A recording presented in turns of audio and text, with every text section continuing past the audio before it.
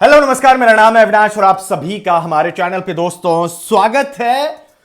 Final दो टीमों के बीच होने वाला है, इंडिया और ऑस्ट्रेलिया के बीच में साल 2003 का वर्ल्ड कप फाइनल का एक बार फिर से रिपीट होने वाला है। भारतीय सरजमी पर यह फाइनल मुकाबला खेला जाना है और मैं आपको बता दूं कि जो लोग नॉस्टैल्जिया में जी रहे होते हैं, जो जी चुके हैं या फिर जीने का मन जिन्हें करता है, तो साल 2003 विश्व कप फाइनल का हाईलाइट तो बिल्कुल भी मत देखिएगा। लेकिन इतना मैं कहूंगा कि अब बदला लेने की बारी आ गई है, ऑस्ट्रेलिया को घूस के मारने की बारी आ गई है, ऑस्ट्रेलिया के घमंड को तोड़ना है। और जिस तरीके से आज ऑस्ट्रेलिया ने मुकाबला जीता है भैया, मैच तो एकदम से फंस चुका था।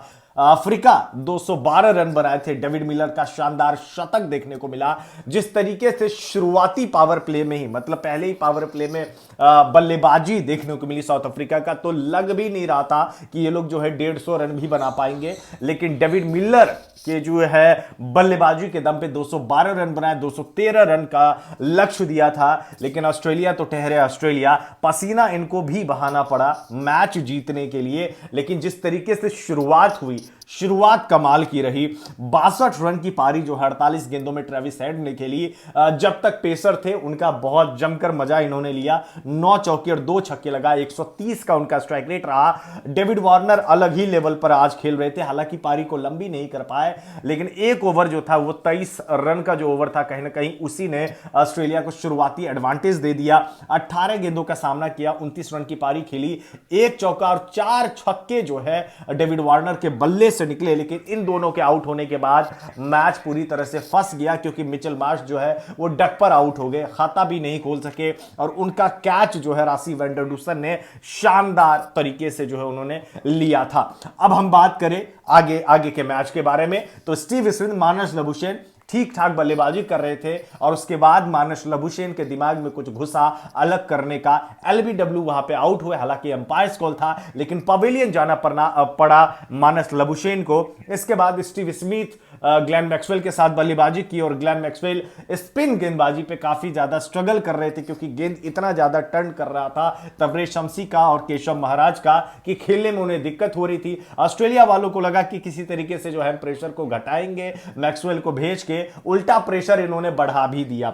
अब स्टीव स्मिथ जो है जॉश इंग्लिश के साथ बल्लेबाजी कर रहे थे। अब जॉश इंग्लिश जो है पेस को बढ़िया तरीके से खेलते हैं, स्पिन को बहुत कम ही अच्छा वो खेलते हैं। लेकिन हुआ कुछ ऐसा कि जॉश इंग्लिश स्टीव स्मिथ के साथ ठीक ठाक पार्टनरशिप कर गए।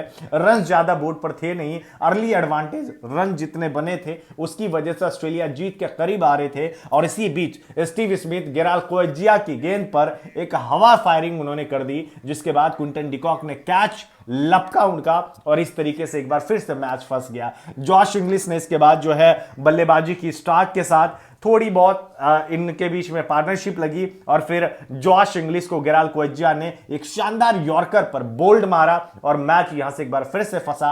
लगा कि 3 विकेट आसानी से साउथ अफ्रीका निकाल जाएगा, लेकिन उनके पसीने छूट गए। और इस बीच तेम्बा बावुमा की जो है गजब की कैप्टनसी भी देखने को मिली। स्पिनर्स पे स्पिनर्स लगाए जा रहे थे और पेसर्स को बोल रहे थे बाउंड्री पर तू खड़ा रहे। अलग ही कैप्टनसी इनको देखने को मिली। कोटा सिस्टम पे अगर कप्तान को लाएंगे तो ऐसा ही हाल होगा।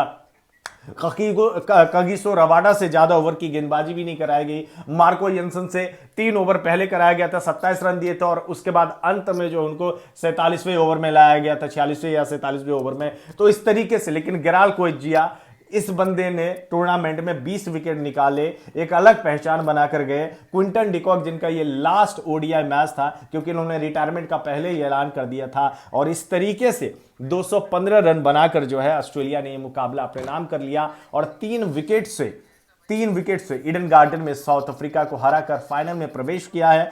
अब ऑस्ट्रेलिया का मुकाबला होगा भारत से साल 2003 का बदला जो लेना है। धन्यवाद। जय हिंद, जय भारत।